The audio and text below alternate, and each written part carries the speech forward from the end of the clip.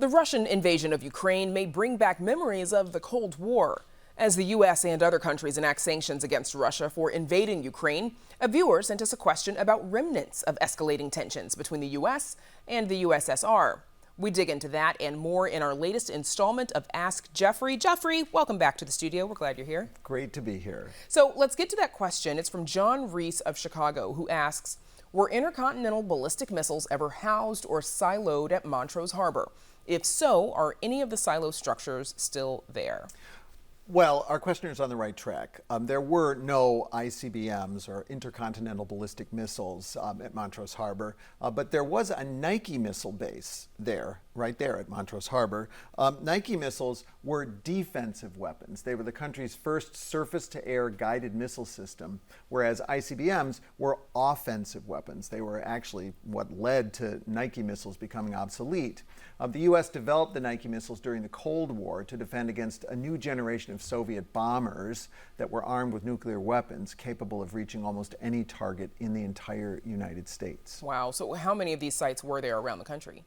Well, across the country, there were about 300 Nike missile sites. They were installed in rings around major metropolitan areas and other strategic sites around the country. This was in the early 1950s. In the Chicago area, there were about 20 of them. Montrose Harbor was the radar and command center that controlled a battery of missiles actually located right next door at Belmont Harbor. Another launch facility, it's hard to picture this now, was on the south side in Jackson Park with radar and control right there on Promontory Point. And there were also Chicago area sites at Wolf Lake, Fort Sheridan, the Skokie Lagoons, and elsewhere. And these were placed strategically to overlap so that no part of the area would be left unprotected. I actually grew up not far from the Skokie Lagoons, and I'm old enough to remember as a little kid actually seeing the missiles there right in the Skokie Lagoons from time to time. This would be as we drove by on the Edens Expressway.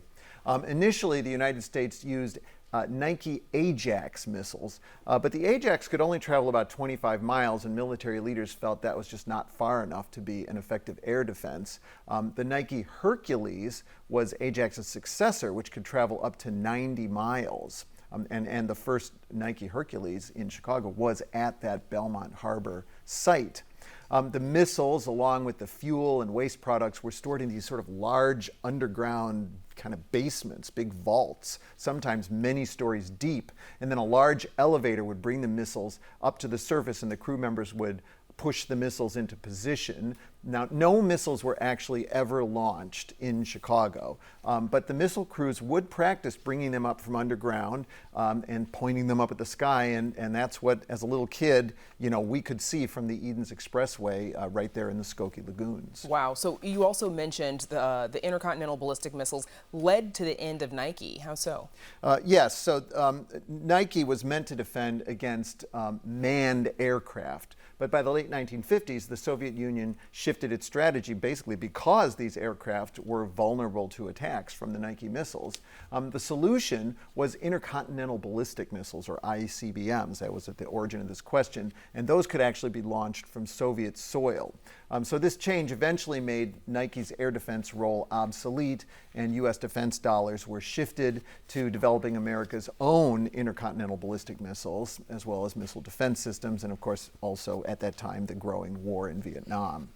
The U.S. government began phasing out Nike bases in the mid-1960s amid budget cuts and fully deactivated most of the sites after the Second Strategic Arms Limitation Treaty was signed by the Soviet Union and the U.S. in 1974. And by the way, the U.S. still has an arms limitation treaty with Russia that runs through 2026. Okay. So did the U.S. install any sites for intercontinental ballistic missiles in the Chicago area? No, never had that. There was a proposal to install anti-ballistic missiles in suburban Vernon Hills. These would be designed to shoot down incoming ICBMs as part of the national, it was called the Sentinel program. So it's kind of a different defensive weapon than the Nike missiles. But that plan faced a lot of criticism and pushback, both locally and across the country, by public officials and scientists. They were concerned about the missile's margin of error and its proximity to major cities. Together, the factors could have led to a catastrophic impact of an accident. were to occur. There was actually a lawsuit, but before that came to trial, President Nixon announced that the missile program would be scrapped, and so no missiles were ever installed around major cities. So were there any remnants of the Nike sites still standing? Well, almost all of these towers and control facilities are gone now, including all traces at Montrose Harbor, to our viewer's question. But some remnants and buildings still stand, including in Wolf Lake, where there is an actual Nike missile on display. This footage, of course, was shot in the summer.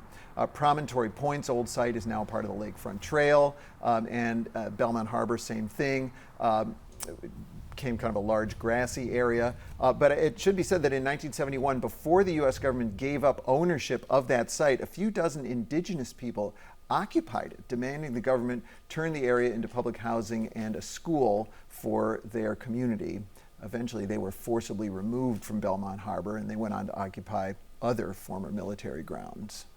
Now, it's nearly 5 decades after the last Nike site closed. Since then, Russia has invaded Ukraine. Can we draw any lessons by recalling that era of Nike missiles in the Cold War arms race? Well, for one thing that I remember, it was very, very expensive. And for that and other reasons, the two Cold War superpowers stepped back from the brink, signing that SALT treaty that I mentioned earlier, aimed at limiting production of nuclear-tipped missiles. And of course, the Soviet Union eventually collapsed. I guess all I can say is we can only hope that the world has learned from history as events unfold in Ukraine today. Yeah, certainly devastating what's happening there. And Geoffrey Baer, good to see you in the studio, always learning something. Glad to be here. And don't forget that you can visit our website to submit your own question to Geoffrey Baer. That's at WTTW.com/AskGeoffrey.